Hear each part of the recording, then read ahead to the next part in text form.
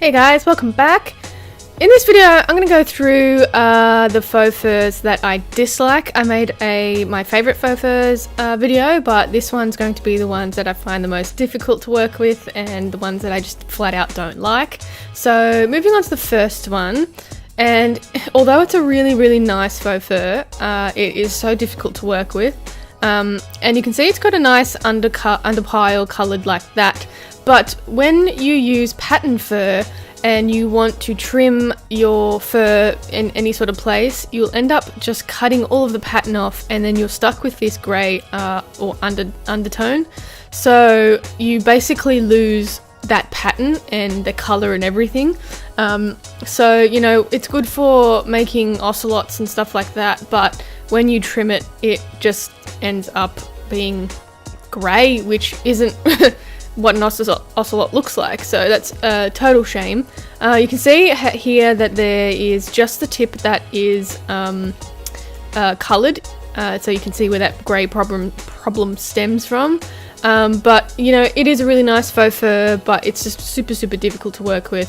The backing is pretty good on this one. It's like the ones that are my favourite, where it's sort of the gluey sort of background, which make it easy to work with.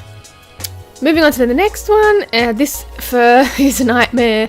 I'm currently working with it right now, but the main gripe that I have with it is because it's such a different textured fur, and it's just really hard to get it to do what you want. And because it's also a little bit thin, you don't really get the coverage, so it's really only good for, you know, accents and stuff like that. So this type of fur is really great for making flames, but in terms of wanting to fur things or styling it or anything else, it's really difficult. And the backing is also a little strange as well. It's a little bit on with cheaper faux furs, the backing is really terrible on it, so it's really crumbly and just really cheap looking. So this is sort of the same, but it's a little bit better, but it's sort of the same. So when you pull it, it tends to want to sort of pull apart, if that makes sense. So you can see on the edges here how I pull it and it just pulls apart like that, and it frays. So it's really only good if you're sewing things together, and then that way you can stop it from fraying. So I only really ever use it for accents or you know, flame accents as well. So it's really only what it's good for, but it's perfect for flames. Moving on to the next one, and this is another one. Although it is really good quality and the colour is really nice and it's really silky, it is pretty difficult to work with.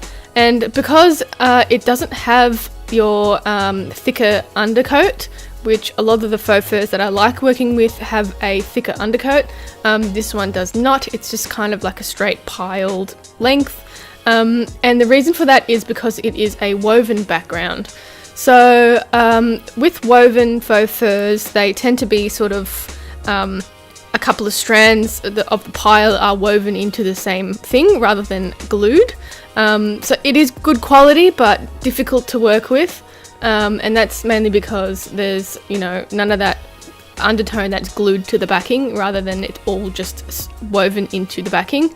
It does have a little bit of stretch, but it doesn't fray, so that's also a good thing. So you can leave the backing on if you want to work with it a little bit better. So you can see how it is a lot different from the glued faux backing, and how you can see how the little woven bits are woven into that backing. And I've got a couple of faux furs with that woven backing, and I dislike them all.